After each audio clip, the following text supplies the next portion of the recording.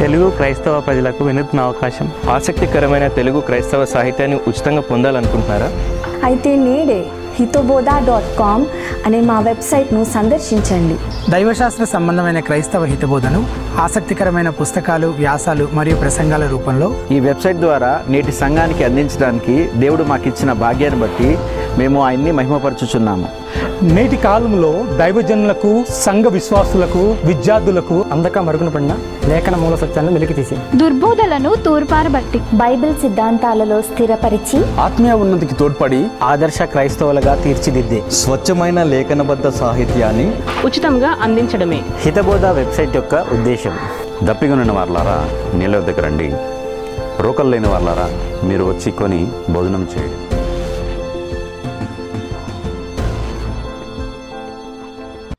హితబోధ వీక్షకులందరికీ యేసుప్రభు వారి శ్రేష్టమైన నామంలో శుభములు. ముందుగా రెండు ప్రాముఖ్యమైన ప్రకటనలు. ఒకటి, ఈరోజు హితబోధ కార్యక్రమం లైవ్ కార్యక్రమంగా కాకుండా ఒక స్పెషల్ ఎపిసోడ్ అని దయచేసి గమనించండి. స్పెషల్ ఎపిసోడ్ అంటే మీలో చాలా మందికి తెలిసిన విధంగా ఈరోజు యూట్యూబ్ లైవ్ చాట్ ద్వారా కానీ జూమ్ ద్వారా కానీ ప్రశ్నలు తీసుకోబడవు. ఆల్రెడీ ముందుగానే ఒక క్రిస్టియన్ గ్రూప్తో కానీ లేదా ఏదైనా కాన్ఫరెన్స్లో కానీ ఏదైనా చర్చ్ గ్రూప్తో కానీ ముందుగానే రికార్డ్ చేసిన Q&A ప్రోగ్రామ్ ని మేము ఏదైనా ఒక మంగళవారం రోజున ప్రసారం చేస్తామన్నమాట. సో ఈ రోజు ఈ కార్యక్రమం కూడా అటువంటి ఒక స్పెషల్ ఎపిసోడ్ అని దయచేసి గమనించండి. అలాగే నేను గత కొన్ని వారాలుగా మీకు జ్ఞాపకం చేస్తున్న విధంగా చిల్డ్రన్స్ డైలీ డివోషన్స్ కి సంబంధించి చిల్డ్రన్స్ బైబిల్ ట్రెజర్ అనే టైటిల్ తో ఇయర్ 1 అండ్ ఇయర్ 2 అనే రెండు పుస్తకాలను మేము గతంలో రిలీజ్ చేశాము. ఆ రెండు పుస్తకాల వెల కలిపి 500 కాగా డిసెంబర్ 31వ తారీఖు వరకు డిస్కౌంట్ ధరకి అంటే కేవలం 350 రూపాయలకే మీకు అందించడం జరుగుతుంది. సో దయచేసి ఈ రోజే ఆఖరి రోజు డిసెంబర్ 31 కనుక దయచేసి త్వరపడి ఈ ఆఫర్ని సద్వినియోగపరచుకోవాలని, అలాగే మీకు తెలిసిన పరిచయస్తులకు కూడా ఈ డిస్కౌంట్ సేల్ గురించి తెలియపరచాలని మనవి చేస్తున్నాం. ఈ రోజు ఈ కార్యక్రమాన్ని ప్రారంభించుకుందాం. ముందుగా ప్రార్థన చేసుకుందాం. దయచేసి నా వీక్షకులందరూ నాతో పాటు ప్రార్థనలో ఏకీభవించాలని మనవి చేస్తున్నాం. పరిశుద్ధుడా, మహోన్నతుడా, దయగల తండ్రి, ఈ సంవత్సరం అంతయు మరి ఈ క్రైస్తవ స్పందన కార్యక్రమాన్ని నిర్వహించుకోవడానికి మీరు చూపిన కృపను బట్టి వందనాలు. ఈ చివరి మంగళవారం కూడా మీ సహాయం కొరకు వేడుకుంటున్నాం. ఇప్పుడు ప్రసారం చేయబడుతున్నటువంటి Q&A ప్రోగ్రాం ద్వారా మా వీక్షకులంతా కూడా ఆశీర్వదించబడినట్లు, వారికి ఉన్న అనేక ప్రశ్నలు నివృత్తి చేయబడినట్లు, దేవా వారి మనసులో ఉన్న సమస్యలకు పరిష్కారాలు దొరికినట్లు మీరే కృప చూపించి దీవించి ఆశీర్వదించమని, ఎటువంటి అంతరాయాలు లేకుండా కృప చూపించమని యేసునామమున స్తుతించి ప్రార్థించి వేడుకుంటున్నాము తండ్రి, ఆమేన్. గతంలో అద్భుత వరాల పరిశీలన అని హైదరాబాద్లో మేము ఒక కాన్ఫరెన్స్ను నిర్వహించాము. ఆ కాన్ఫరెన్స్లో భాగంగా ఒక ప్రశ్నోత్తరాల కార్యక్రమాన్ని కూడా కలిగి ఉన్నాము. ఆ ప్రశ్నోత్తరాల కార్యక్రమాన్ని ఈ రోజుటి క్రైస్తవ స్పందన కార్యక్రమంలో ప్రసారం చేస్తున్నాం. దయచేసి అందరూ శ్రద్ధగా విని దీవించబడాలని కోరుకుంటూ ఇక కార్యక్రమాన్ని ప్రారంభించుకుందాం. మంచి ప్రశ్న అడిగారు. ఏంటి అంటే తెలుగులో జస్ట్ అనువదిస్తున్నాను క్విక్గా. ఒక మీటింగ్లో తమ్ముడు వెళ్ళినప్పుడు అక్కడ ఒక అతను చెవిటి వ్యక్తిగా నటిస్తున్నాడు. నిజంగా చెవిటేం లేదు, అయితే స్వస్థత పొందినట్టుగా నటిస్తున్నాడు అనమాట. ఎందుకు అలా చేసేవానంటే రోమా 3:7 చూపించాడంట. నా అసత్యం వలన దేవుని సత్యము ప్రబలిన ఎడల, అంటే నేను అబద్ధం ఆడటం ద్వారా ఇంకా నలుగురు నడిపించబడితే మంచిదే కదా అని. అసలు నేను ఆలోచిస్తున్నాను, ఇంతవరకు మేము ఎందుకు మా సంఘాన్ని మల్టిప్లై చేసుకోలేకపోతున్నాము.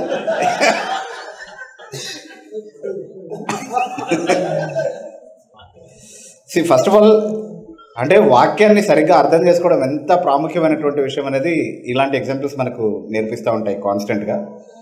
అసలు నా అసత్యం వలన అని అన్నప్పుడు పౌలు నిజంగా అసత్యం మాట్లాడుతున్నాడని అర్థమా? First question. పౌలు కదా ఈ మాటలు రాసింది. సో పౌలు మాట్లాడుతున్నప్పుడు నేను అసత్యము మాట్లాడుతున్నాను, నేను చెప్తున్నటువంటి సువార్త అంతా అబద్ధమే, అయినా దాని ద్వారా దేవుని సత్యం ప్రబలుతుందని చెప్తున్నాడా? లేకపోతే ఆయన మాట్లాడుతుంది అసత్యమని లోకం ఏదైతే ఆరోపిస్తుందో దాన్ని ఉద్దేశించి మాట్లాడుతున్నాడా?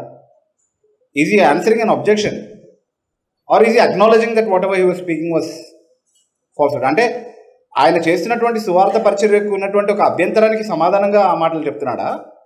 నువ్వు చెప్పేదంతా అసత్యం అనేటటువంటి అభ్యంతరాన్ని అడ్రస్ చేస్తూ మాట్లాడుతున్నాడా? లేకపోతే నేను చేసేదంతా అసత్యమే, అయినా దేవుని సత్యం ప్రబలడం కోసం ఇలా చేస్తున్నాను ఒప్పుకుంటున్నాడా అన్నది క్వశ్చన్. యాక్చువల్లీ దానికి ఆన్సర్ దొరికితే ఈ చాలా హెల్ప్ఫుల్ సజెషన్కి కూడా ఆన్సర్ దొరికినట్టే అనమాట మనకి. Okay. Yeah.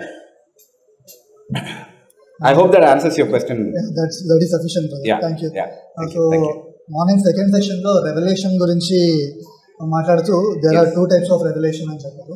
The first revelation will be prove the existence of God. So the follow-up revelations will actually give you the knowledge of the scripture. Because మన వాక్యం గురించి మనకు అర్థం అవ్వాలన్నా కూడా the Holy Spirit God will help it. So ఈ యొక్క argument కూడా ఎక్కువ వినిపిస్తుంటుంది. ఫర్ ఎగ్జాంపుల్ ఒక పెంటకాస్టల్ బిలీవర్కి తనకు వచ్చిన రెవల్యూషన్ అంతే. And Romans chapter 1 to 18 to 23 థీమాటిక్గా no one will be judged for not obeying revelation they did not have. So they will be judged according to the revelation they only have. So అలాంటప్పుడు they can also be, they are also saved and they are following God fully అని చెప్పొచ్చా అని అంటవచ్చు. Because they don't have the revelation, right revelation, and they will be judged according to the revelation they have, whether it might be on tongues or anything else, feelings. See, first of all, Romans 1st chapter 18th verse నుంచి ఉన్నటువంటి general revolution ఏదైతే ఉందో, ఆ సాధారణ ప్రత్యక్షతలోని ఏదైతే చెప్పుకున్నామో మనం, so అది ఉన్న వాళ్ళు దాన్ని బట్టి మాత్రమే తీర్పు తీర్చబడతారు. ఎందుకంటే వాళ్ళకి ఇవ్వబడినటువంటి ప్రత్యక్షత విషయంలో వాళ్ళు ఎలా లెక్క చెప్పగలుగుతారు అన్నది వాదన. అదేనా? యా, అది కరెక్టే. వాళ్ళకి ఇవ్వబడినటువంటి ప్రత్యక్షతను బట్టే వాళ్ళకి తీర్పు తీర్చబడుతుంది. కాబట్టి వాళ్ళకి ఏ లెవెల్లో ప్రత్యక్షత ఇవ్వబడినా ఆ లెవెల్ని బట్టి వాళ్ళు శిక్షార్హులుగా ఉన్నారు. అన్యులైనటువంటి వారికి సాధారణ ప్రత్యక్షత ఉండి కూడా వాళ్ళు దానికి విధేయత చూపించలేదు కాబట్టి, సత్యం వైపుకి రాలేదు కాబట్టి, వాళ్ళకి తెలిసిన వెలుగు పరిధిలో వాళ్ళు శిక్షార్హులు. అట్లాగే యూదులకి చాలా స్పష్టమైనటువంటి లిఖితపూర్వకమైన ధర్మశాస్త్రం ఇవ్వబడినప్పటికీ దానికి వాళ్ళు అవిధేయత చూపించారు కాబట్టి దాని విషయమే వాళ్ళు శిక్షార్హులు. అట్లాగే మనసాక్షి విషయంలో ఏది మంచి ఏది చెడు అని వివేచించగలిగేటటువంటి సామర్థ్యం ఉన్నటువంటి వారికి కూడా రోమా 2:14-15 ప్రకారం అలాంటి వివేచన ఉండి కూడా దానికి విధేయత చూపించకుండా దాన్ని అతిక్రమించి జీవించిన వారు శిక్షార్హులు. కాబట్టే ఏ భేదము లేదు, అందరూ పాపం చేసి దేవుడు అనుగ్రహించిన మహిమను పొందలేకపోతున్నారు. దాంట్లో నుంచి సొల్యూషన్ సువార్త, దానికి పరిష్కారం సువార్త. ఎవరైనా ఆ శిక్షార్హమైనటువంటి దేవుని చేత విడిచిపెట్టబడినటువంటి దేవుని మహిమను పొందలేనటువంటి ఆ స్థితి నుండి రక్షింపబడాలంటే సువార్త ఒకటే మార్గం అని చెప్తున్నాడు. అంతేగాని దేవుని సింహాసనం ముందు తీర్పు కోసం నిలబడే వాళ్ళందరూ కూడా సువార్త విని తిరస్కరించిన వాళ్ళే, లేకపోతే సువార్త వినకపోయినా సువార్తను బట్టే వాళ్ళకు తీర్పు తీర్చబడుతుంది అన్నది కాదు పౌలు యొక్క వాదన. వాళ్ళకు ఉన్నటువంటి ప్రత్యక్షతలు, దాని పట్ల వాళ్ళు చూపించినటువంటి అవిశ్వాసాన్ని బట్టే వాళ్ళకి శిక్ష విధించబడుతుంది. కానీ ఆ పరిస్థితి నుంచి రక్షింపబడినటువంటి వాళ్ళు ఎవరైనా ఉంటే మానవ చరిత్రలో అది కేవలం సువార్త ద్వారా మాత్రమే జరుగుతుంది అన్నది రోమపత్రిక సందేశం.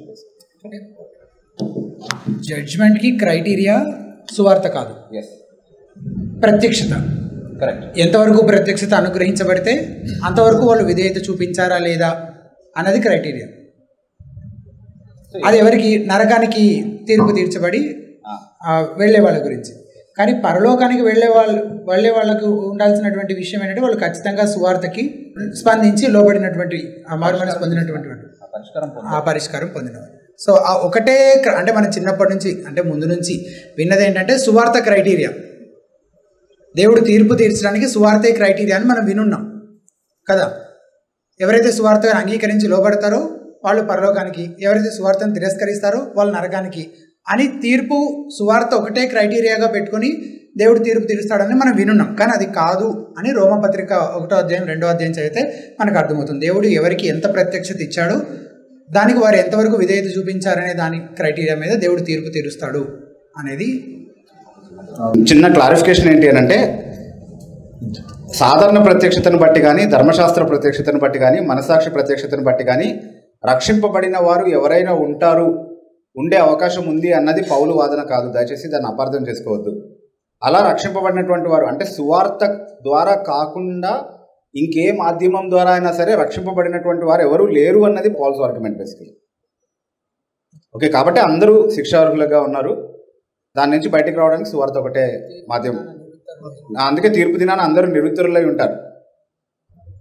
మాథ్యూ చాప్టర్ 12లో ఇందాక ఫార్ కాంటెక్స్ట్ లో ఫారిసీస్ మాటిమాటికి దేవుడు వాళ్ళ ప్రత్యక్షతను చూపించిన పిదప వాళ్ళు నమ్మలేదు కాబట్టి they will be again they will be called blasphemous. So lot of continuation cessationists, I mean few cessationists will be using this argument on continuations. So వాళ్ళకు కూడా మాటిమాటికి revelations what are they are doing wrong వచ్చిన తర్వాత they will be judged అని చెప్తా ఉంటారు. లేదు అంటే ఎవరో కంటిన్యూషనిజం నమ్మారు కాబట్టి వాళ్ళ పైకి దేవుని తీర్పు వస్తుంది అని చెప్పడం సెసెషనిస్టులు చేసే పొరపాటు అవుతుంది ఒకవేళ. అంటే అది వాళ్ళకు అవగాహన లేని కారణంగా నమ్మిన ఒక విషయం అయి ఉండొచ్చు. దాని విషయంలో ప్రేమపూర్వకంగా వారికి మనం సహాయపడేటటువంటి ప్రయత్నమే చేయాలి. ఓకే, కానీ అన్నీ తెలిసిన తర్వాత తిరస్కరిస్తే అప్పుడు ఏ సిద్ధాంతం విషయంలో అయినా సరే దేవుడు ఎలా వ్యవహరిస్తాడో అలాగే వ్యవహరిస్తాడు ఈ విషయంలో. కానీ జస్ట్ అంటే చాలామంది దానివల్ల ఇన్ఫ్లుయెన్స్ అయిపోయి ఉన్నారు కాబట్టి we have to be sensitive to the fact that we have to minister to them in love. అంటే ప్రేమతోనే వాళ్ళతో మనం సత్యం మాట్లాడాలి. వాళ్ళకు కూడా సహాయం అవసరం ఈ విషయంలో అన్నటువంటి విషయాన్ని మనం గుర్తించాలి. మనకు కూడా చాలా విషయాలు తెలియదు. అలా తెలియని ఏరియాస్లో ఇది కూడా ఒకటి అనేది మనం అర్థం చేసుకోవాలి, కంటిన్యూషనిజం అనేది. So we should be charitable to others. Brother just ఒక పాయింట్. సో రక్షణ అనేది అన్ని సిద్ధాంతాలు సరిగా అర్థం చేసుకున్న వాళ్ళు రక్షణ పొందుతారని కాదు. సో రక్షణ పొందినప్పుడు వాళ్ళకి ఏ సిద్ధాంత అవగాహన కూడా సరిగా ఉండకపోయి ఉండొచ్చు. యేసుక్రీస్తు ప్రభువు నేను ఆయన అంగీకరించాను, నేను పాపాలు చేశాను, ఒప్పుకున్నాను అనేలాంటి ఒప్పింపు మనస్సాక్షి ఉండుండొచ్చు. కానీ నిజంగా రక్షించబడిన తర్వాత వాళ్ళ గ్రోత్ కానీ వాళ్ళ దేవుని వైపు వాళ్ళ మీద ఉన్న ప్రేమను బట్టి కానీ వాళ్ళ దేవుడిని ఖచ్చితంగా వాళ్ళు ఆనుకొని ఉంటే దేవుడే సర్వసత్యం వైపు నడిపిస్తారని అంటే ఆయన ప్రామిస్ చేశాడు కాబట్టి వాళ్ళు దానిలోంచి ఖచ్చితంగా బయటకు వస్తారు నిజమైన విశ్వాసులు అయితే. కానీ ఇనీషియల్గానే అండర్స్టాండింగ్ అంతా ఉండకపోవచ్చు. కొంచెం అన్రిలేటెడ్ క్వశ్చన్. సో కెరిస్మాటిక్స్ చేసే ఆరాధన దేవుడు స్వీకరిస్తాడు. అది అన్యాగ్ని అని చెప్పడానికి ఒక పుస్తకం ఇచ్చాం మీకు, అది చదవండి. Yeah please read it. Last question మీరు అడిగినట్టే మ్యారేజ్ గురించి. సో ఎక్కువ మంది పేరెంట్స్ ఏంటంటే ప్రపోజల్ వచ్చినప్పుడు అవతల వాళ్ళు వాళ్ళ బేస్ దేవునిలో ఉన్నారా లేదని మాత్రమే చూస్తారు. సో వాళ్ళ డాక్టరల్ బేస్ చెక్ చేయరు అనమాట చాలా కేసెస్లో. So for example what happens if a secessionist like me gets married by continuation actually శుభ్రంగా రోజు కొట్టుకోవచ్చు, ఏముంది. So it's completely avoidable. కానీ but we can't expect the doctoral growth relation after marriage. No అంటే ఇంకా అట్లాంటివి చేయొద్దు మళ్ళీ. Okay, don't experiment as far as marriage is concern. ఎందుకంటే ఒక్కసారే చేసుకునే అవకాశం ఉంది కాబట్టి జాగ్రత్తగా చేసుకుంటే మంచిది.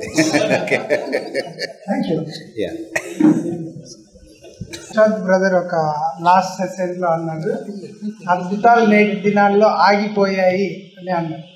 అయితే రియల్గా నా జీవితంలో ఎన్నోసార్లు బైబిల్ బేస్ చేసుకొని దేవుని విశ్వసించి ప్రార్థన చేసినప్పుడు ఖచ్చితంగా అలాంటి అద్భుతాలు జరిగాయి నా జీవితంలో.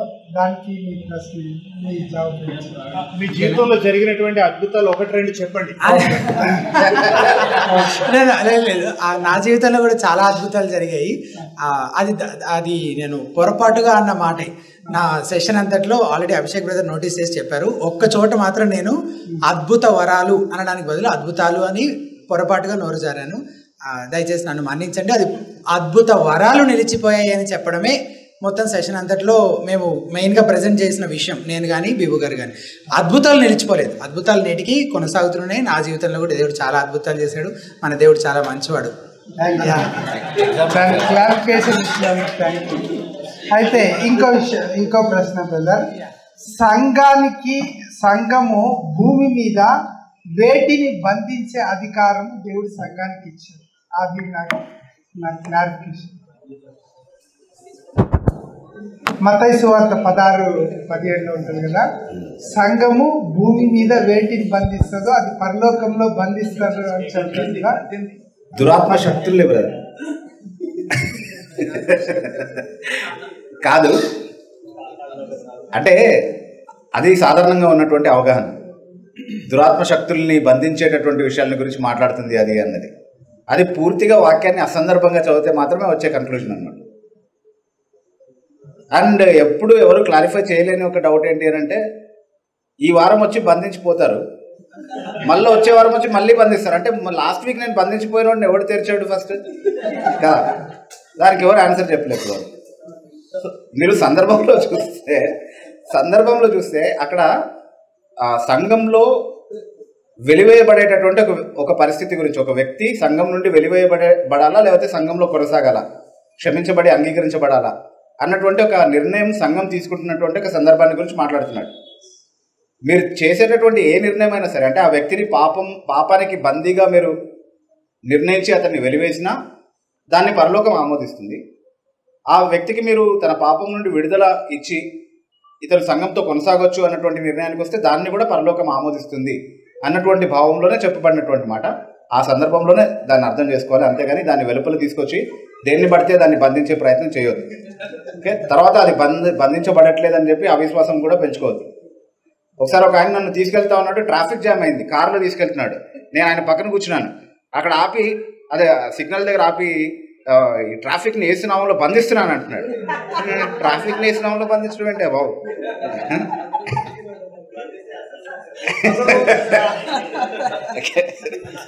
మత్తయి 16లో సంఘం గురించి మాట్లాడుతున్నాడు, మళ్ళీ అది కూడా సంఘం కాంటెక్స్లో. అలాగే ఈ బంధించడము విడిచిపెట్టడము అనేది పరిసయ్యుల రచనలు చదివితే కనుక, యూదుల రచనలు మీరు చదివితే కనుక చాలా విరివిగా వాడబడినటువంటి ఒక అలంకారం అన్నమాట. అంటే దేన్నైనా అనుమతించడాన్ని విడిచిపెట్టడం అని, దేన్నైనా నిషేధించడాన్ని కట్టుబాటు చేయడాన్ని బంధించడం అని వాళ్ళు తరచుగా వాడేవాళ్ళు అనమాట.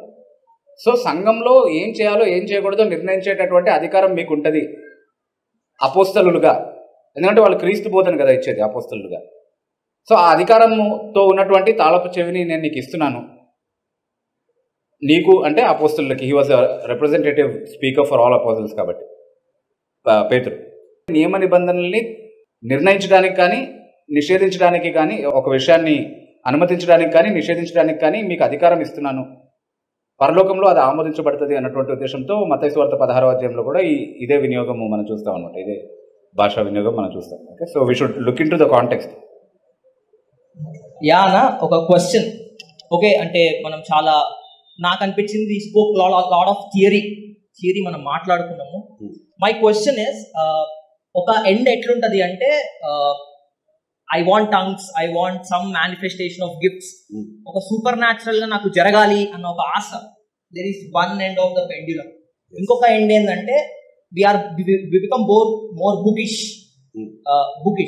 అంటే ఎట్లా అంటే, నేను డాక్టరీన్స్ అని నేర్చేసుకున్నాను, I know I am saved, I know I am filled with this, I am sealed and filled with the Spirit, so I'll అంటే ఒక మెథడ్లోకి వెళ్ళిపోతాను నేను. లైక్ పొద్దున్నే లేచి ప్రార్థన చేసుకొని, నాకు తెలుసు నేను రక్షింపబడ్డాను, ఐ నో మై ఎటర్నిటీ, నేను ప్రార్థన చేసుకుంటాను, నేను చదువుకుంటాను, I am satisfied in my own comfort. That is another end of the pendulum. My question is more practical. ఈ ఏమంటారు, ఈ తూలనలో మధ్యలో my questions are, I am saved, I am sealed, great, I have the Spirit of God in me. My question now is, why should I pray for more and more number of hours? And if I am doing that, am I being filled with more and more Spirit of God? నేను ఎక్కువగా ప్రార్థన చేయడం వలన దేవుని ఆత్మ చేత ఇంకెక్కువగా నింపబడుతున్నానా? అంటే నేను ప్రార్థన చేస్తా ఉంటే అసలు what is happening? That is one question. My second question is, అంటే ఒక సందర్భంలో యేసుక్రీస్తు వారు చెప్తారు కదా, శిష్యులు ఒక దయ్యమును వెళ్ళగొట్టలేకపోతే ఇది ఎందుకు జరగలేదు అంటే, అది ఉపవాసం ఉండి మీరు చేయాలి, ఇటువంటివి అప్పుడే కుదురుతాయి అన్నట్టుగా మాట్లాడతారు. సో అటువంటి ఇన్స్టెన్సెస్ ఇప్పుడు జరుగుతున్నాయా? ఒకవేళ జరిగితే, if I come across such instances, నేను ఉపవాసం ఉండడం వలన పరిశుద్ధాత్ముడు ఇంకా ఎక్కువగా నింపబడుతున్నాడా? పరిశుద్ధాత్ముడి కార్యం అక్కడ ఎక్కువగా జరుగుతుందా? How do I reconcile these ideas with the fact that I'm already filled with the spirit, I'm already sealed with the spirit? So more practical, once I go back home what should I do అన్నది నా question. Actually questions చాలా ప్రాక్టికల్గా ఉన్నాయి, కానీ answer చేయాలంటే చాలా theory చెప్పాల్సి వస్తుంది. See, I want you to recognize something. When we study it is theory. Okay, so you can't escape the theory, you can't escape the bookish part of it. Okay, so మన విశ్వాసం అనేది ఒక పుస్తకానికి సంబంధించినటువంటి విశ్వాసం, definitely. దాన్ని ఎవరన్నా కాదనగలరా? So పుస్తకంకి సంబంధించినటువంటి విశ్వాసం అయినప్పుడు, పుస్తకానికి సంబంధించినటువంటి ఆచరణే మనకు అనుమతించబడినప్పుడు, అది కాకుండా ఇంకేది చేయకూడదు అన్నప్పుడు what can we do other than being bookish? We have to be bookish. So let us not think we are doing something out of the place when we are bookish. That is the place to start with. Okay, so tarvata దాని నుంచి practice flow అవుతే ఎప్పుడు కూడా అది కాంక్రీట్గా Christian practice అని నిర్ధారించుకోవచ్చు మనం. అట్లా కాకుండా ఏది ప్రాక్టీస్ చేసినా అది పరలోకంలో ఆమోదించబడదు, అంటే అది బంధించబడాల్సిన విషయం అది. సో ఆత్మపూర్ణులుగా ఉన్నప్పుడు మనం ఎక్కువగా ప్రార్థన చేస్తాం. ప్రార్థన చేయడం ద్వారా ఎక్కువగా ఆత్మపూర్ణులు అవ్వడం కాదు. Okay, that is a part of being spirit field. First thing అంటే when you yield control to the spirit, that's when all the spiritual activity in your life flows. So it is more of a result than the cause. Yeah, అది first thing. ఇంకోటి మీరు ఏదో అడిగారు.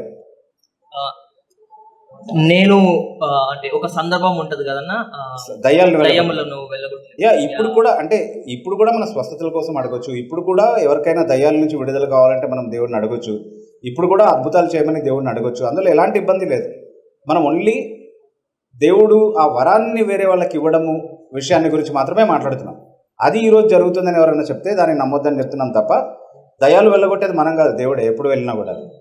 Okay, so అది దానికి దేవుని పైన ఆధారపడాలి. అయితే చాలాసార్లు మనము దయ్యము భూతము అని అనుకునేవి అక్కడ అదేమి ఉండదు.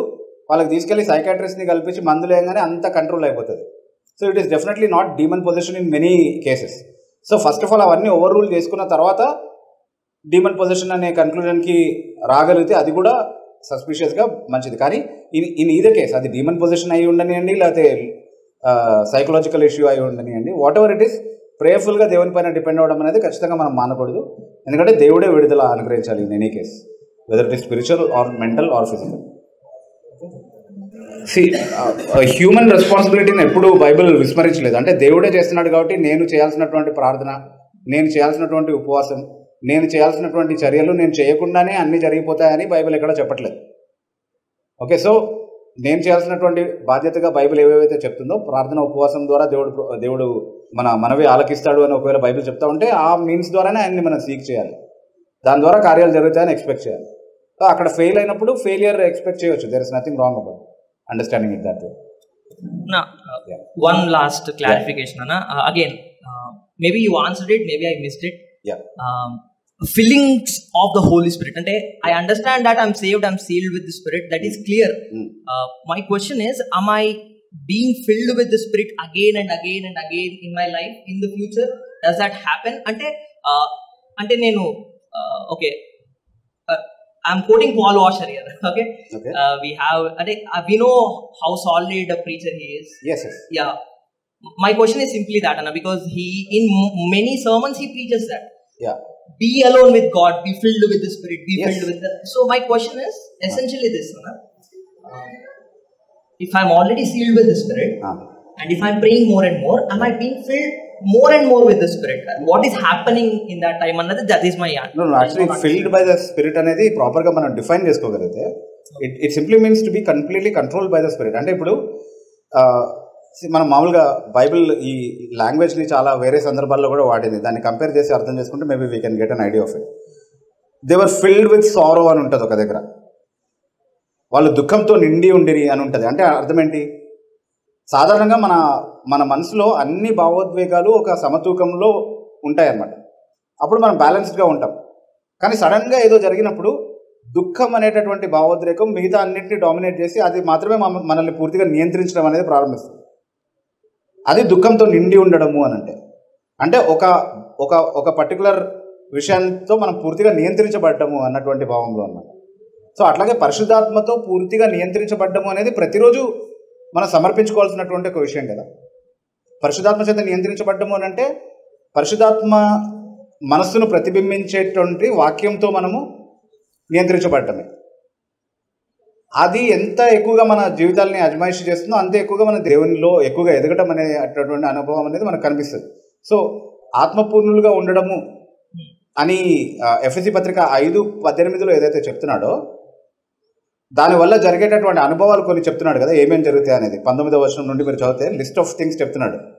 మీరు కీర్తనలతోనూ సంగీతములతోనూ ఆత్మ సంబంధమైన పాటలతోనూ ఒకరితో ఒకరు మాట్లాడటము, హృదయంతో పాడుతూ దేవుణ్ణి స్తుతించడము, ఒకరికొకరు ప్రేమతో లోబడి ఉండడము, భర్త భార్యను ప్రేమించడం, భార్య భర్తకు లోబడ్డము, తల్లిదండ్రులు పిల్లల్ని దేవుని భయభక్తుల్లో పెంచడము, పిల్లలు తల్లిదండ్రులకు విధేయులుగా ఉండడము, యజమానులు దాసులతో ప్రేమపూర్వకంగా వ్యవహరించడము, అలాగే దాసులు కూడా యజమానులకి నమ్మకంగా ఉండటము, ఇవన్నీ జరుగుతాయని చెప్తున్నాడు. ఎప్పుడు?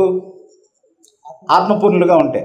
ఇప్పుడు కొలసీ పత్రిక 3వ అధ్యాయం 16వ వచనానికి వస్తే అక్కడి నుంచి కూడా అదే జాబితా మీకు కనబడుతుంది. కానీ ఒక చిన్న డిఫరెన్స్ ఏంటి అని అంటే, ఇవన్నీ క్రీస్తు వాక్యము మీలో సమృద్ధిగా నివసించడం కారణంగా జరుగుతుందని చెప్తున్నాడు అక్కడ. అంటే ఆత్మపూర్ణులుగా ఉండటం వల్ల ఏం జరుగుతుందో క్రీస్తు వాక్యం మీలో సంపూర్ణంగా నివసించడం ద్వారా కూడా అవే జరుగుతాయి అన్నప్పుడు ఒకే రిజల్ట్ని ప్రొడ్యూస్ చేసేది ఒకే కాజ్ అయి ఉండాలి. కాబట్టి ఆత్మపూర్ణులై ఉండడము అని అంటే ఆయన వాక్యం చేత నింపబడటమే, ఆయన వాక్యం చేత నియంత్రించబడటమే అనేది అర్థం చేసుకోవాలి. Thank you. గలేషియన్స్ లో ఆత్మానుసారంగా నడుచుకొనుడి అన్న మాటకి కూడా అదే భావన. ఆత్మచేత నియంత్రించబడము, ఆత్మచేత నడిపించబడము. I have two questions. The first one is, we were speaking about spending some time in prayer, but the scripture also speaks about being prayerfully minded always. That is also important, and it is also because of the being guided by the Spirit, right? Being guided by the Word of God always. When you're actually, so it's reciprocal that you're being reminded of the Word of God, and also that you're being prayerful at the same time, right? That the scripture emphasizes that very much. But during these times that we really don't see that when we really see the teachings around, there is a call for a time of prayer, a specific time of prayer. But also, it's also important that there should also be time spent to understand, to study the Word of God, and to be that prayerful minded. So how do we bring about that exercise in the church? That's my first question. And the second question is, we were talking about there is specifically about the visions and the dreams and all those things. But especially during, there is a group of people, that who come to know the Lord through visions, and later they come to the right understanding. So my question is, does not God initially use visions or dreams to speak about himself? Visions dreams ద్వారా మేము దేవుడిని తెలుసుకున్నాం అన్నటువంటి అనుభవాలు చాలా మంది చెప్తున్నారు. అంటే దర్శనాలు కళల ద్వారానే మేము దేవుని తెలుసుకున్నాం అన్నటువంటి అనుభవాలు చాలా మంది విషయంలో వింటాం కదా. ఎక్కడో ముస్లిం కంట్రీలో, ఎక్కడ సువార్త లేని చోట దేవుడే ప్రత్యక్షమై చెప్పాడు, ఇట్లాంటివన్నీ చెప్తూ ఉంటారు. దాన్ని ఎలా చూడాలి అన్నది మీ ప్రశ్న. ఇస్ దట్ రైట్ అక్క? అది మీ రెండో ప్రశ్న కదా, మొదటి ప్రశ్నకి తర్వాత వస్తారు. ఓకే, సో దానికి మనం అర్థం చేసుకోవాల్సింది ఏంటంటే, ఎక్కడైనా కూడా ఒక సివిలైజ్డ్ ముస్లిం కంట్రీ నుంచి ఇలాంటి టెస్టిమనీస్ మనం రావడం చూసాం. కానీ ఇప్పుడు వరకు అంటే సివిలైజ్డ్ ముస్లిం కంట్రీ అని ప్రత్యేకంగా ఎందుకు చెప్తున్నాను అంటే, సువార్త గురించి ఎంతో కొంత అవగాహన ఉన్నటువంటి, లేదా ఏదో ఒక పద్ధతిలో సువార్త అండర్ గ్రౌండ్ చర్చెస్ ద్వారా కావచ్చు, ఇంకేదన్నా పద్ధతిలో కావచ్చు, రీచ్ అయినటువంటి కంట్రీస్ నుంచి ఇట్లాంటి టెస్టిమనీస్ రావడం అనేది సాధారణంగా మనం చూస్తూ ఉన్నాం. ఓకే, అయితే ఎక్కడో నార్త్ సెంటినల్ ఐలాండ్లో ఉన్నటువంటి ఒక వ్యక్తి అలాంటిది వచ్చి ఎందుకు చెప్పడు? అంటే అక్కడ ఉన్న వాళ్ళకి దేవుడు వద్దా? అక్కడ ఉన్న వాళ్ళకి దర్శనాలు కళలు వస్తే వాళ్ళు మారరా అనేది రీజనబుల్గా ఆలోచించాల్సిన ఒక ప్రశ్న. కాబట్టి ఇవి కల్పితాలు అని చెప్తాను నేను అక్కడికి వస్తాను. మళ్ళీ అమ్మ కల్పితాలు అనేసాడు, ఇంక ఇతని మాట వినొద్దని క్లోజ్ చేసేయకండి. ఎందుకు చెప్తున్నానో చెప్తాను.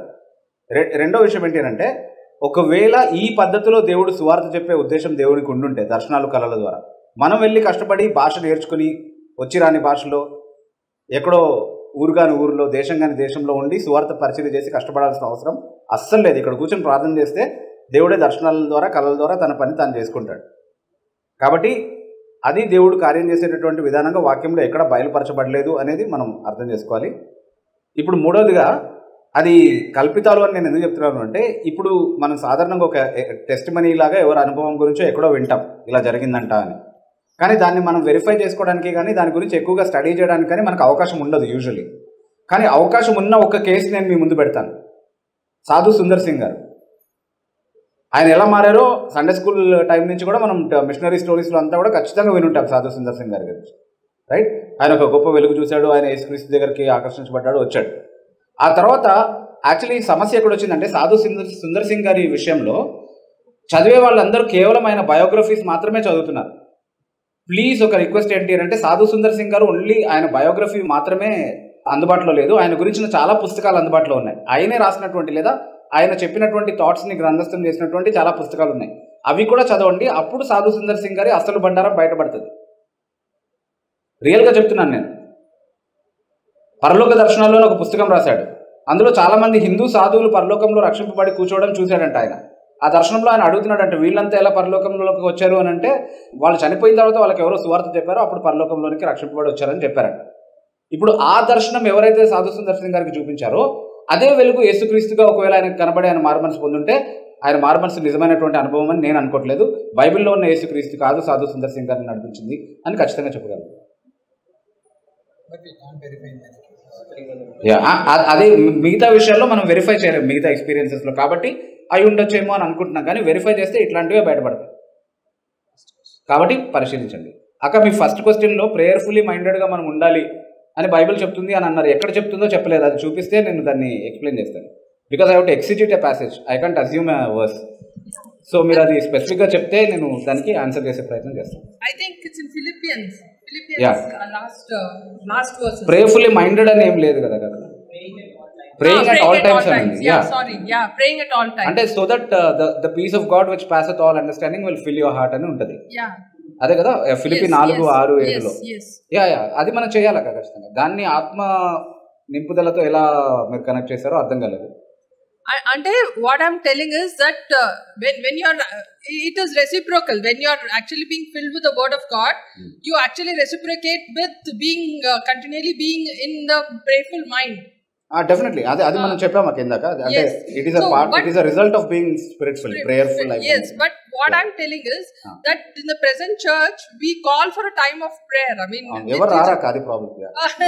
But also it's important that we need to be that filling of the word of God also should happen, and being continually being prayerful also should happen. So that exercise also should happen is what I'm telling. అంటే అది exercise కాదు, feeling of the Holy Spirit అనేది అది it's a different thing all together. No, what I'm telling is that time of prayer కి వస్తారు, లేకపోతే రారు. అది చెప్పినా రారు అంతే. So that part also should be encouraged in the church. So how do we go about it? Is teaching అంతే అక్క. టీచింగ్ ఒకటే చేయగలుగుతాం మనం. Yes. And depend on God that it will bear fruit అంతే. ఫలం ఇచ్చేది ఆయనే అని చెప్తున్నాడు కదా, మనం నాటగలుగుతాం, నీరు పోయగలుగుతాం అంతే. Right. My name is Shara and I came from Bolaram. Yes. My question is, so when I'm saved, I'm being filled with the Holy Spirit, right? So how do we discern that the actions which I do or the decisions or the works which are happening in my life are led by the Holy Spirit? So I have asked these questions to many people. They have given me few pointers. So one was that you'll have peace in your heart, and the second point was that there would be an inner voice saying this is the way, this is the correct way. So neither of the two are neither of the two are true. I also concluded the same with more insights on that. Yes. Sister ఏం అడుగుతున్నారు అని అంటే, పరిశుద్ధాత్మను నేను పొందిన తర్వాత, రక్షణ పొంది నేను పరిశుద్ధాత్మ చేత నడిపించబడుతున్నాను నేను తీసుకునేటటువంటి నిర్ణయాల్లో అని ఎలా అర్థం చేసుకోగలను? రెండు విషయాలు నాకు బోధించారు. ఒకటి ఏంటి అని అంటే ఆ సమాధానం ఉంటుంది అంతరంగంలో అనేది చెప్పారు. రెండవది లోపల నుంచి ఒక స్వరం వినబడుతుంది అని చెప్పారు, మెల్లని స్వరము, వాట్ ఎవర్ దట్ ఇస్ అని. సో ఈ రెండు కూడా వాక్యానుసారం కాదు అని నేను చెప్పాను. నాకు అదే అనిపించింది, కానీ ఇంకొంచెం వివరణ కావాలని సిస్టర్ అంటున్నారు. సో దానికి నేను ఇచ్చే విషయం ఏంటి అంటే, ఫస్ట్ ఆఫ్ ఆల్ దేవుని చిత్తానుసారంగా మనం నడిచే ప్రతిసారి మనసులో సమాధానమే అనుభవిస్తామని వాక్యం ఎక్కడ ఎప్పుడు చెప్పలేదు. ఉదాహరణకి ఇప్పుడు యేసుక్రీస్తు ప్రభు శిలువ పైన చనిపోయాడు, రైట్? యేసుక్రీస్తు ప్రభు శిలువ పైన చనిపోవడం అనేది దేవుని చిత్తమా, దేవుని చిత్తానికి వ్యతిరేకమా? అయితే చనిపోయే ముందు ఆయనకి ఎలా అనిపించింది అని చెప్పాడు ఆయన గెత్సెమనే తోటలో ఉన్నప్పుడు? నా ప్రాణము మరణముందునంతగా కలవరపడుచున్నది అని అన్నాడు. సో ఇప్పుడు యేసుక్రీస్తు ప్రభుకి కలవరం కలిగింది కాబట్టి ఆయన చేయబోయేటటువంటి కార్యము దేవుని చిత్తానుసారమైనది కాదు అని అనుకోవచ్చా మనం? సో అది మన ఫీలింగ్స్ పైన డిపెండ్ అయ్యేది కాదు ఆ నిర్ధారణ అనేది అర్థమవుతుంది. ఎందుకు యేసుక్రీస్తు ప్రభుకి ఖచ్చితంగా తెలుసు అది దేవుని చిత్తమని? ఆయన చెప్తున్నాడు, లేఖనాలు ఎలా నెరవేర్చబడతాయి నేను దీనికి ఒప్పుకోకపోతే అని అంటున్నాడు కదా. So it is always the scripture that is the standard by which to determine the will of God. It is not the peace. Okay, that peace can be very deceptive sometimes. Okay, so అంటే heart determine the will of God అని కాకుండా అదే అడిగారు, అంటే decisions in life is that not so sister షారా? అంటే దేవుని ఆత్మచేత నింపబడ్డాను అన్న నింపబడిన తర్వాత డెసిషన్స్ తీసుకుంటున్నప్పుడు అని అడిగారు actually. So I hope I'm conveying my point clear. ఎక్కడున్నాను నేను యాక్చువల్లీ? సారీ, అదే దేవుని వాక్య ప్రకారంగా I lost the peace.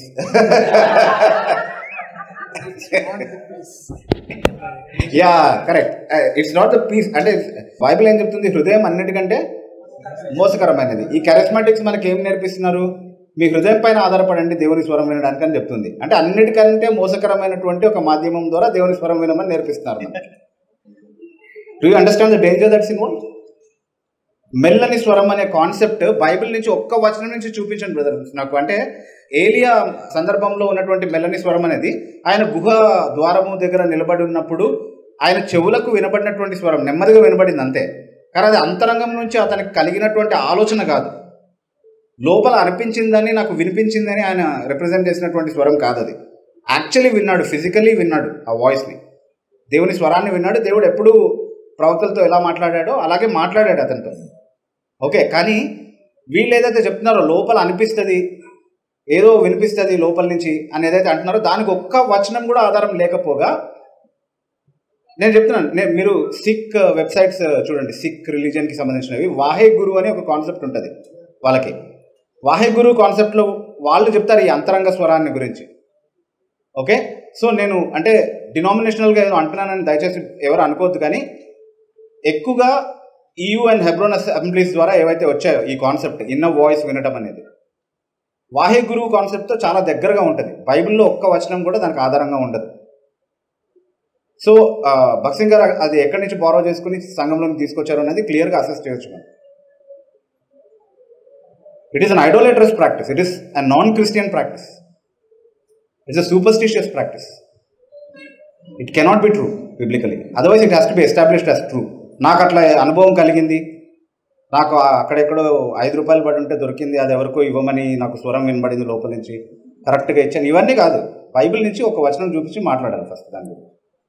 Okay, so అది అయితే లేదు. కాబట్టి definitely these are not the pointers to the will of God, these are not the indications. లేఖనాల అనుగుణంగా ఉన్నటువంటి ఏదైనా మనం చేయొచ్చు. ఆ స్వేచ్ఛ లేఖనాల పరిధిలో దేవుడు మనకి ఇచ్చాడు. అది చేస్తున్నంత వరకు we are within the purview of the will of God. దాంట్లో ఇంకా అదనంగా ఏదైనా చేయాలంటే దేవుడే నడిపిస్తాడు మనల్ని. ఏం చేయాలో దాని వైపుకి నడిపిస్తాడు ఇన్ హిస్ ప్రావిడెన్స్. మనం అదనంగా ఏదో చేసి కనుక్కోవాల్సినటువంటి అవసరం ఏమీ లేదు. వాక్యానికి విధేయత చూపిస్తే అంతే చాలు.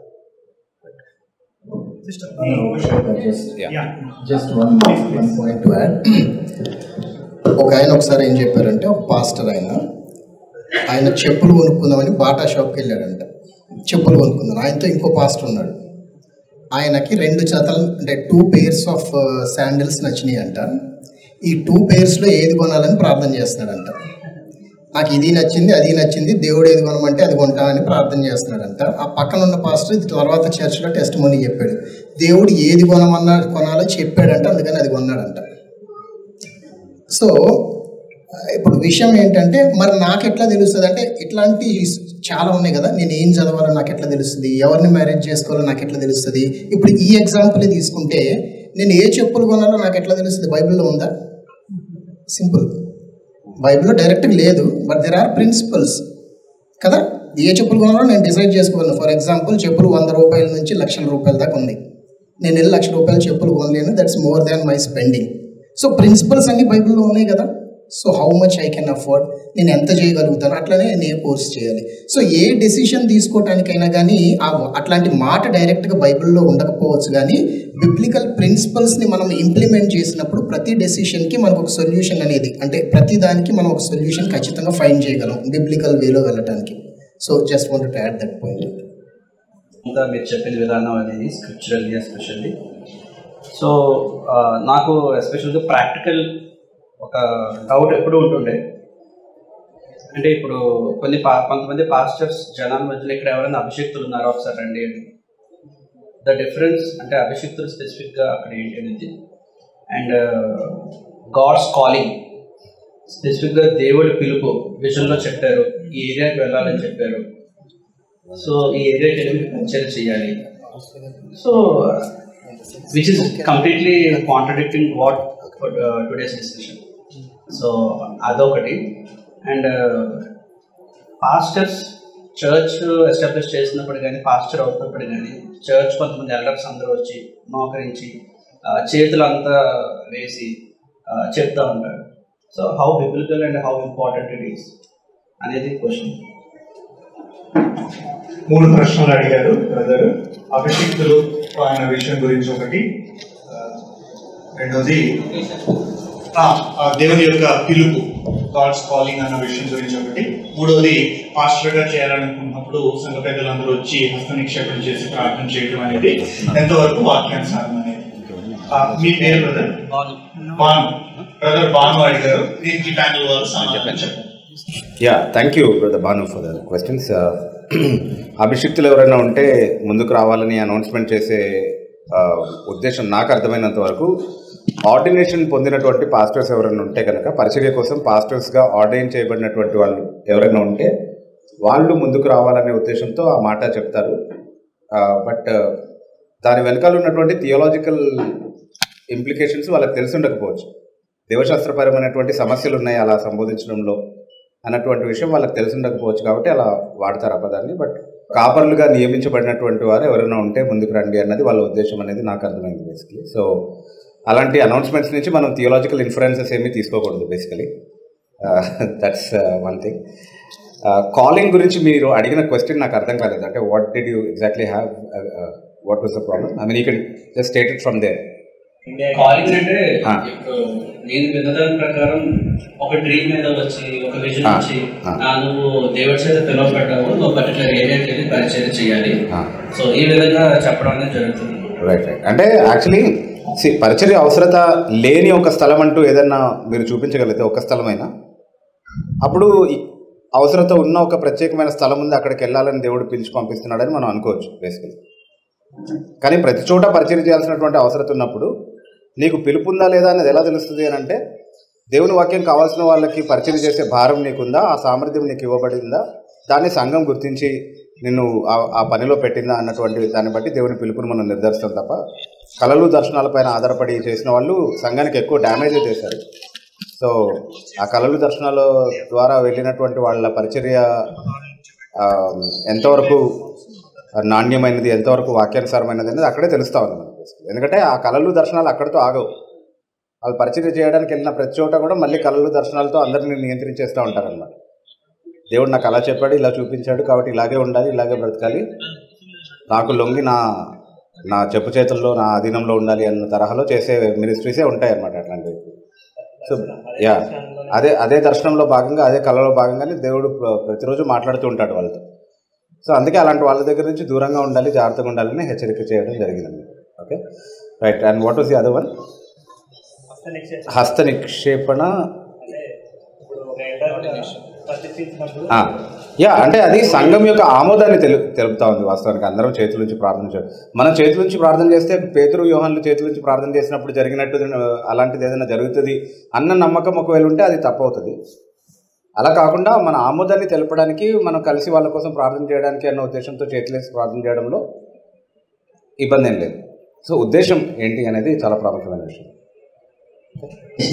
మనుషులు మాట్లాడే భాష మాట్లాడుకుంటూ, తర్వాత అపుస్తల కార్యాల్లో 3 ప్లేసెస్లో చూపించుకుంటూ చెప్పారు. సో ఆత్మ వరాలలో భాష, ఆత్మ వరాల భాష అంటే అది అంటే జనరల్గా మనుషులు మాట్లాడే భాషనేనా అది, లేకపోతే లైక్ మనం మీరు అన్నట్టు అందరికీ నేటి సంఘాల్లో చేస్తున్నట్టు వాట్ ఇస్ దట్ మీనింగ్? ఆత్మవరాల భాష అంటే అర్థం కాలేదు కొంచెం. అంటే ఆత్మవరాల్లో ఉన్న భాష నార్మల్ భాషనా? మనుషులు మాట్లాడే భాషనే. మనుషులు మాట్లాడే భాష కాదని వక్రీకరిస్తున్నారు ఇప్పుడు ఎవరైతే భాషలు మాట్లాడుతున్నారో వాళ్ళు. చెప్తుంది ఏంటంటే అది మనుషులు మాట్లాడే భాష కాదు, అవి శబ్దాలు, లేకపోతే వాక్యంలో ఆత్మ మూలుగులతో ప్రార్థన చేస్తుంది అనే రకంగా కొన్ని వచనాలని తీసుకొని ఆ మూలుగులే మేము చేస్తున్నాము, లేకపోతే దేవదూతల భాష అనే ఊరికే ఆ వచనాన్ని తీసుకొని అర్థం పర్థం లేకుండా ఇవన్నీ దేవదూతల భాషలు అనేది వాళ్ళు చెప్తున్న విషయం. అసలు ఇవి ఎందుకు వచ్చినాయి, ఇట్లాంటిది ఎందుకు వచ్చింది అంటే, ఫస్ట్లో 19th సెంచరీలో ఇవి స్టార్ట్ అయినాయి అని చెప్పాం కదా.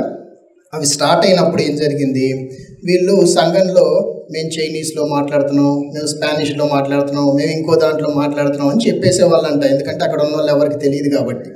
కానీ అవి నిజంగా పరిశీలించినప్పుడు అది చైనీస్ కాదు, స్పానిష్ కాదని తెలిసిపోయింది. ఓకేనా? సో ఇప్పుడు ఈ భాషలు నిజంగా కాదని, అంటే గ్లోబల్ రీచ్ అవుతుంది కాబట్టి, దాన్ని పరిశీలించే అవకాశం ఉంది కాబట్టి, ఇవి ఆ లాంగ్వేజెస్ కాదని తెలిసిపోయింది కాబట్టి వాళ్ళు కొత్త రకాలైన ఇంటర్ప్రిటేషన్ స్టార్ట్ చేసి, ఇప్పుడు నిజంగా భాషల్లో మాట్లాడే పరిస్థితి లేదు కాబట్టి మూలుగులు, శబ్దాలు అనేటివి పెట్టారు.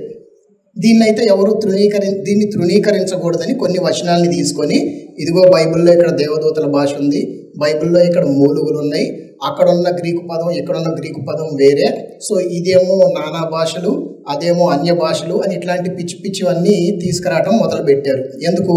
వాళ్ళు నిజంగా భాషల్లో మాట్లాడలేరు కాబట్టి. సో నిజమైన భాషలు అనేవి ఎప్పుడైనా కానీ ఈ లోకంలో ఉన్న భాషలే, దేవుడు సృష్టించిన భాషలే, అందులో ఏ డౌట్ లేదు కదా.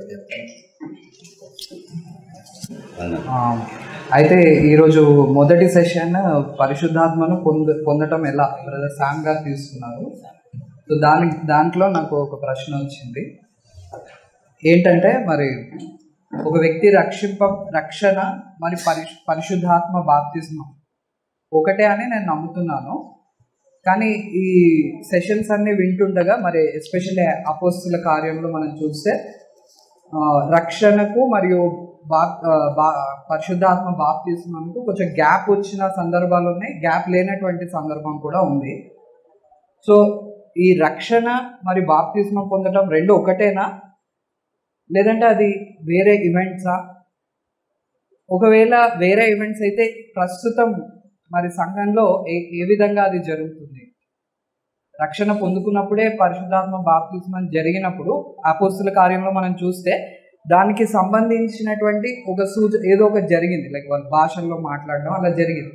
మరి ఇప్పుడు ప్రస్తుతం ఉన్నటువంటి విశ్వాసులు వారు రక్షింపబడినప్పుడు పరిశుద్ధాత్మ రక్షణకు పరిశుద్ధాత్మ బాప్తిస్మంకు తేడా ఉందా? నేనైతే రెండు ఒకటే అని నమ్ముతున్నాను. కానీ ఒకవేళ అవి డిఫరెంట్ అయితే డిఫరెంటా? మరి అక్కడ అపోస్తుల కార్యంలో ఎందుకు డిఫరెన్స్ అనేది అక్కడ కనపరిచారు? ఇది నా క్వశ్చన్. అవన్నీ ఆ ఇన్స్టెన్సెస్ అన్ని బ్రదర్ చెప్పి మేమే కన్ఫ్యూజ్ చేసాం.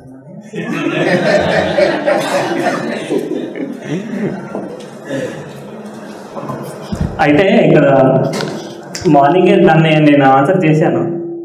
అంటే ఆల్రెడీ విశ్వసించారు కానీ పరిశుద్ధాత్మను పొందుకోలేదు అన్న సందర్భాన్ని మీకు చూపించాను. అంటే ఇప్పుడు ఏ విధంగా జరుగుతుంది అనేది కూడా మీకు చెప్పాను. అంటే ఇప్పుడు తిరిగి జన్మించడము, పరిశుద్ధాత్మను పొందుకోవడము, తర్వాత విశ్వాసం ఉంచడము, ఇవన్నీ కూడా ఒకే సమయంలో జరుగుతాయి అన్నమాట. ఓకే, సో పరిశుద్ధాత్మను పొందుకోవడము, తర్వాత విశ్వసించడము, అట్లాంటివి కూడా మనం చూస్తాం. అంటే ఫస్ట్ దేవుడు తిరిగి జన్మింపజేయాలి, ఆ తర్వాతనే నమ్మడము అనేది జరగడం మనం చూస్తూ ఉన్నాం. ఓకే, విశ్వాసం మనం ఎట్లా ఉంచగలుగుతాము? దేవుడు ఫస్ట్ కార్యం చేయాలి, సో ఆ తర్వాతనే మనము నమ్మడం అనేది జరుగుతుందన్నమాట. ఓకే, ఇవన్నీ కూడా ఒకటేసారి జరిగే ఈవెంట్స్ ఇవన్నీ కూడా. ఇప్పుడు వాక్యానుసారంగా అయితే మనం ఎఫ్సీలు రాసిన పత్రిక 1వ అధ్యాయం 13వ వచనంలో మనం చూసాం కదా. సో ఆ విధంగా ఇప్పుడు జరుగుతుంది. లేఖనాల్లో ఇందాక చెప్పిన ఉదాహరణల్లో ఆ రెండిట్ల మధ్య గ్యాప్ ఎందుకు ఉంది అనే ప్రశ్న కూడా ఆయన లేవనెత్తారు. దానికి కూడా సమాధానం అదే ఆ గ్యాప్ ఎందుకు వచ్చింది అని అంటే, యాక్చువల్గా ఆల్రెడీ ఇజ్రాయెల్లో రక్షణ పొందారు. యేసుక్రీస్తు ప్రభు యొక్క పరిచర్యలోనే వాళ్ళు రక్షింపబడ్డారు, అది మనం చూసాం. అదేవిధంగా యోహాను బాప్తిస్మం ఇచ్చే యోహాను పరిచర్య ద్వారా కూడా వాళ్ళు ఆల్రెడీ రక్షింపబడిన వాళ్ళుగా ఉన్నారు. అయితే పరిశుద్ధాత్ముడు అన్ని రకాల ప్రజలకి అనుగ్రహించబడుతున్నారనే డిఫరెన్సియేషన్ దేవుడు ప్రత్యేకంగా మనకు చూపించాలనుకున్నాడు. ముఖ్యంగా అపొస్తలులకి వాళ్ళకి చెప్పాలనుకున్నాడు దేవుడు. ఇజ్రాయేల్ ఏ విధంగా అయితే ఏ విధమైన పరిశుద్ధాత్మను పొందుకున్నారో అదే విధంగా అన్ని జనులు కూడా పొందుకుంటారు. సేమ్ స్పిరిట్ అనమాట. అదేవిధంగా సమరయులు పొందుకుంటారు. ఒకటే ఆత్మ వీళ్ళందరూ కూడా పొందుకుంటారని దేవుడు చూపించాలనుకున్న ఆ విధంగా. కాబట్టి దేవుడు ఆ విధంగా చేశాడనమాట. రక్షణ మరియు పరిశుద్ధాత్మ బాప్తిస్మం రెండు ఒకటేనా, లేదంటే అవి వేరు వేరు అంశాలా? అది కూడా కొంచెం క్లారిటీగా ఎవరైనా అంటే డీపు గారు ఆన్సర్ చేయొచ్చు.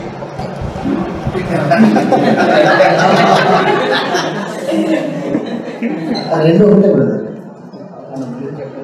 అన్న అదే విషయాన్ని మీరు కూడా చెప్పమంటారు కాబట్టి పరిశుద్ధాత్మ అనుగ్రహించబడటం అనేది మనం సువార్త ఆధారంగా విశ్వసించినప్పుడు మారుమనసు పొందినప్పుడు రక్షణతో పాటుగానే ఇవ్వబడేటటువంటి అనుగ్రహం. ఆ రెండింటిని వేరువేరుగా చూడాల్సినటువంటి అవసరతే లేదు. కానీ అపోస్తుల కార్యంలో ఉన్నటువంటి గ్యాప్స్ ఎందుకున్నాయి అని అంటే మీరు గమనించండి, ప్రతి గ్యాప్స్లో కూడా ఇప్పుడు సమరీల విషయంలో పేతురు యోహాన్లు వచ్చి చేతులు ఉంచేంత వరకు పరిశుద్ధాత్మ వారి మీదకి దిగలేదు. ఎందుకంటే అప్పటి వరకు ఆయన ఎవరి మీదను వారిలో ఎవరి మీదను దిగి ఉండలేదు అని సమరీల విషయంలో చెప్తా ఉన్నాడు. సో ఆయన దిగకపోవడానికి కారణం ఏంటి? వీళ్ళు ఉపవాసం ఉండలేదనో, ప్రార్థన చేయలేదనో, కావాల్సినంతగా కనిపెట్టలేదనో, లేకపోతే వీళ్ళు ఏదో నిష్ఠగా ఉండాల్సిన పరిస్థితి ఉండింది, అలా లేరనో, అది కాదు. వీళ్ళలో ఉన్నటువంటి ఏదో లోపాన్ని బట్టి పరిశుద్ధాత్మ వారి మీదకి రావడానికి జాప్యం చేశాడు అన్నది కాదు అక్కడ వివరణ. ఎందుకు ఆగారు అంటే అపోస్తలులు ఎవరైతే మొట్టమొదటిగా పరిశుద్ధాత్మను పొంది అదే అనుభవాన్ని నిర్ధారించడానికి యేసుక్రీస్తు ప్రభువు సాక్షులుగా నియమించాడో వాళ్ళ ధృవీకరణ, వాళ్ళ ఆథరైజేషన్ అవసరం. కాబట్టి వాళ్ళు వచ్చి వాళ్ళ ప్రత్యక్ష సాక్షులుగా చూస్తూ ఉండగా పరిశుద్ధాత్మ వాళ్ళ మీదకి దిగాడు. మన మీదకి వచ్చిన అనుభవమే వాళ్ళ మీద కూడా వచ్చింది అని వాళ్ళు నిర్ధారించగలిగే విధంగా సమరీల విషయంలో అలా జరిగింది. కొర్నేలియుని విషయంలో ఇది మరింత ప్రస్ఫుటంగా అర్థమవుతుంది మనకి. అంటే you can read to us. Yeah, that will be even more clear. పేతురు అనుభవాన్ని గురించి మాట్లాడుతూ 11-15 వచనంలో, నేను మాట్లాడను ఆరంభించినప్పుడు పరిశుద్ధాత్మ మొదట మన మీదకి దిగిన ప్రకారము వారి మీదికి దిగను. అప్పుడు యోహాను నీళ్ళతో బాప్తిస్మం ఇచ్చాను, కానీ మీరు పరిశుద్ధాత్మలో బాప్తిస్మం పొందురని ప్రభు చెప్పిన మాట నేను జ్ఞాపకం చేసుకుంటుంది. కాబట్టి ప్రభు అయిన యేసుక్రీస్తునందు విశ్వాసం ఇచ్చిన మనకు అనుగ్రహించినట్టు దేవుడు వారికి కూడా సమాన వరము అనుగ్రహించి ఉండగా దేవుని అడ్డగించుటకు నేను ఏ పాటి వాడునని చెప్పాను. వారు ఈ మాటలు విని మరేమీ అడ్డము చెప్పక, అట్లయితే అన్యజనులకును దేవుడు జీవార్థమైన మారుమనసు దయచేసి ఉన్నాడని చెప్పుకొనుచు దేవుని మహిమపరచరి. ఆ కన్క్లూజన్స్ ఎట్లా రాగలిగారు వాళ్ళు? అది విట్నెస్ చేశారు కాబట్టి కదా. సో అలా విట్నెస్ చేసే విధంగా దేవుడు ఆ సంఘటనల్ని, అంటే వాళ్ళు చూశారు, వాళ్ళు సాక్షులుగా ఉన్నారు, వాళ్ళ చేతనే ఈ విషయాలు గ్రంథస్థం చేయబడుతున్నాయని సంఘానికి తర్వాత కూడా నిర్ధారించి చెప్పడానికి ఆ గ్యాప్స్ని అనుమతించాడు. అంతేగాని అది ప్రతిసారి ఉండాల్సిన గ్యాప్ కాదు. ప్రతిసారి ఎవరో వచ్చి నా మీద చేయబడితేనే అవుతుంది, లేకపోతే పేతురు అప్పుడు చెప్పిన మెసేజ్ మళ్ళీ నేను రికార్డింగ్ వింటేనే నా మీదకి వస్తాడు అని అనుకుంటే కష్టం, అట్లా అవ్వదు. ఓకే, సో అందుకే ఎఫెసీ పత్రిక 1:13 రక్షణతో ముడిపడి ఉన్నటువంటి విషయంగానే మనం పరిశుధాత్మతో ముద్రించబడ్డాము అన్నటువంటి మాట చాలా స్పష్టంగా చెప్పబడింది. అంటే పరిశుధాత్మను నేను పొందను కానీ కేవలం ముద్రించబడ్డాను అని ఎవరైనా అనుకుంటే ఇంకా వాళ్ళ కోసం మనం ప్రార్థన చేద్దాం. స్క్రిప్చర్ వే ఆఫ్ టీచింగ్ అంటే మంచి బోధన నేర్చుకోవడానికి దేవుడు సహాయం చేశాడన్న. బట్ నేను స్థానికంగా అటెండ్ అవుతున్న చర్చ్లో ఇదే ఉండదన్న. మా భాష గారు అద్భుతాలు, స్వస్థతలు, కళలు, దర్శనాలు, భాషలు మాట్లాడాలి, సో ఇట్లాంటిదే ఉంటుందన్న. మా చుట్టుపక్కల ఏరియాలో కూడా రైట్ వేలో లేదన్న. సో ఇటువంటి పరిస్థితుల్లో నేను ఏం చేయాలి? మా స్థానిక సంఘంలో మా స్థానిక సంఘ కాపరి ఇటువంటివన్నీ ఆచరిస్తారు. కానీ అక్కడ ఆ ప్రాంతంలో చుట్టుపక్కల వాక్యానుసారంగా బోధించే సంఘాలు ఏం లేవు. నేను ఏం చేయాలి? అలాంటి సంఘం కోసం వెతకాలి, లేదా అలాంటి సంఘాన్ని స్థాపించాలి. దొరికేదాకా వెతకాలి. ఈలోపు బీబు గారి సలహా ఏంటంటే, ఈలోపు మీరు ఆధ్యాత్మికంగా ఎదుగుతూ గురు అవుతూ ఇంకా అనేకులకు ఆశీర్వాదకరంగా ఉండేటట్లు హితబోధ వెబ్సైట్ని తరచుగా వాడుతుంటారు.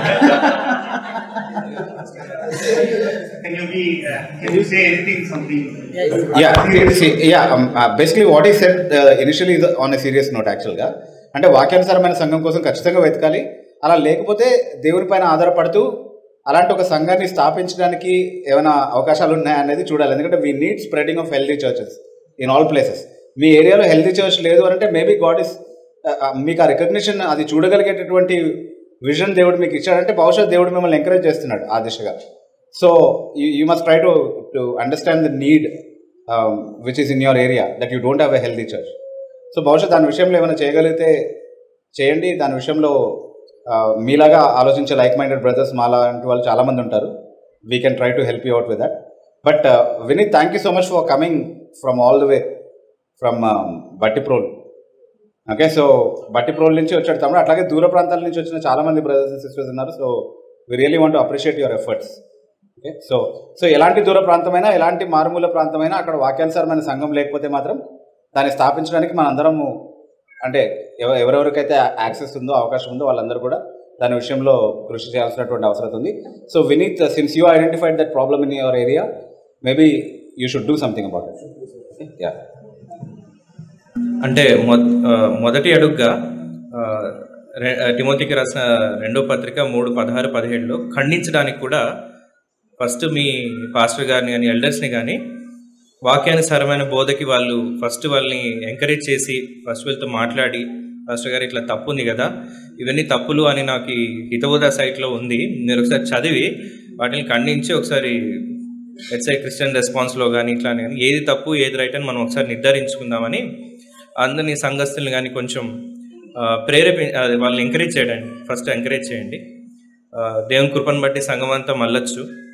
సో మొదటిగా అది చేసి అది ప్రయత్నించి అది ఒకవేళ లేదు వాక్యంలో అది చెప్పినా కూడా మేము ఇదే నమ్ముతాము, మాది ఇదే రూటు, మేము మా రూట్ మార్చుకోమని అంటే అప్పుడు ఖచ్చితంగా మీరు సంఘాన్ని స్థాపించడం కానీ కొత్త సంఘాన్ని వెతుక్కోవడం కానీ చేయాలి.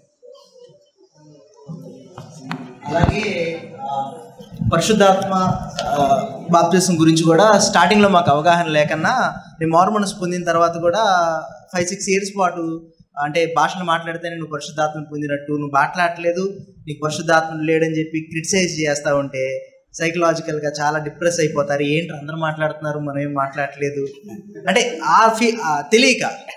సో అట్లా చాలా స్ట్రగుల్ అయ్యాను. ఇప్పుడు కూడా మా వాళ్ళు చాలా మందిని వాళ్ళు మార్మల్స్ పొందారు, I know it is true, but వాళ్ళు ఇంకా భాషలు మాట్లాడలేదంటే ఇంకా పరిశుద్ధాత్మ పొందాలి, మీరు పొందండి అని చెప్పి ఇట్లా చేస్తా ఉన్నారు. పరిశుద్ధాత్మ యొక్క నిజ కార్యం నుంచి, ఆయన నిజంగా జరిగించే పరిచర్య నుంచి మన విశ్వాసుల యొక్క దృష్టిని మరల్చడానికి సాతాను పనిన కుట్ర ఇది. కాబట్టి వాళ్ళందరినీ అట్లా నిలబెట్టి వాడుకుంటున్నాడు అనమాట. అనేకుల్లో చాలామంది ఇట్లా డిప్రెస్ అయ్యాము, మేము కృంగిపోయాము, చాలా ఇబ్బంది పడ్డాము, బాధపడ్డాము అని చెప్పేవాళ్ళు చాలామంది ఉంటారు. అది ఆయన మెయిన్ చేసే పరిచర్య ఏదైతే ఉందో దాని నుంచి మన దృష్టి మరలి వీటన్నిటితోటే మనం ఎంగేజ్ అయిపోయి ఆక్యుపై అయిపోయి వీటిలోనే కొట్టుకుపోయేలాగా చేయడం ఆ దుష్టుడి కార్యం అనమాట. ఇది చాలా సంఘాల్లో ఉన్నటువంటి ప్రాబ్లం ఇది. ఈ బ్రదర్లో యథార్థత ఉంది కాబట్టి నేను ఆ విధంగా వాళ్ళలాగా మాట్లాడలేకపోతున్నాను అనేది ఒప్పుకుంటున్నాడు. కానీ చాలా మంది ఆ విధంగా ఒప్పుకోరు అనమాట. అదేంటంటే వాళ్ళు చేస్తున్నారు కాబట్టి నేను కూడా చేస్తాను అని చేసేస్తారు, నేను కూడా మాట్లాడేస్తున్నాను పొందుకున్నాను అని చెప్పేస్తారు అనమాట. సో ఎవరైతే యథార్థంగా ఉన్నారో వాళ్ళైతే బయటకు వచ్చేస్తారు. సంఘంలో మెజారిటీ ఆఫ్ ద పీపుల్ని ఒక కాపరిగా ఉండాలా వద్దని నిర్ధారించినప్పుడు ఆ కాపరి సత్యవాక్యాన్ని బోధిస్తున్నప్పుడు అక్కడ మెజారిటీ ఆఫ్ ద పీపుల్ ఒప్పుకోకపోతే సంఘం నుండి తీసివేస్తే ఆ మెజారిటీ ఆఫ్ ద పీపుల్ దేవుడు దాన్ని ఆమోదిస్తాడా అని నా ప్రశ్న. అంటే అది సంగమా కాదా అన్నది కదా క్వశ్చన్. అంటే సత్యానికి వ్యతిరేకంగా నిలబడేది దేవుని సంఘం ఎట్లా అవుతుంది? సంఘమే, కానీ అది దేవుని సంఘమా కాదా అన్నది ప్రశ్న. ఒక వ్యక్తిని కాపరిగా పంపించడానికి దానికి ప్రాముఖ్యంగా సంఘం నుంచి పంపబడితేనే కాపరిగా ఉంటుందా, లేకపోతే ఖచ్చితంగా ఆయన ఇండివిజువల్గా వెళ్ళి పరిచయం చేసినా కూడా దేవుడు సత్యాన్ని బోధించి సంఘాన్ని స్థాపించినప్పుడు దాన్ని ఆమోదిస్తాడా? ఎలా అయినా చేయొచ్చు, కానీ ప్రస్తుతము ఏం చేస్తున్నాడు అన్నది ముఖ్యం సంఘంతో. అంటే రకరకాల ఎక్స్పీరియన్సెస్ ద్వారా దేవుడు పాస్టరల్ మినిస్ట్రీస్లోకి చాలా మందిని నడిపించినటువంటి సందర్భాలు ఉన్నాయి. సో ఆ పాస్టరల్ మినిస్ట్రీస్ అన్నింటినీ కూడా ఒక పర్టికులర్ ఫార్మాట్లో జరగలేదు కాబట్టి దీన్ని మేము ఆమోదించమని చెప్పడానికి వీలు పడకపోవచ్చు.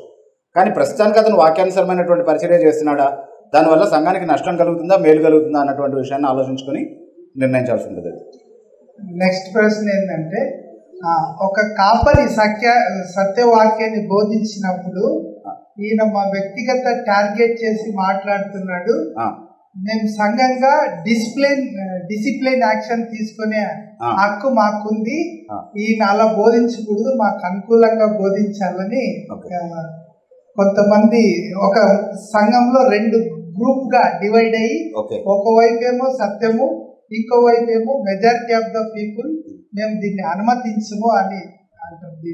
అంటే నిజంగా టార్గెట్ చేస్తే అతను సత్యం మాట్లాడట్లేదు, మరి వాళ్ళు చెప్పే దాంట్లో ఎంతవరకు సత్యం ఉందనేది ఆలోచించాల్సినటువంటి అవసరం ఉంది. ఎందుకంటే అలా టార్గెట్ చేసే చాలామంది పాస్టర్స్ తెలుసు నాకు. డైరెక్ట్గా చెప్పే స్పైనల్ కార్డ్ ఉండదు.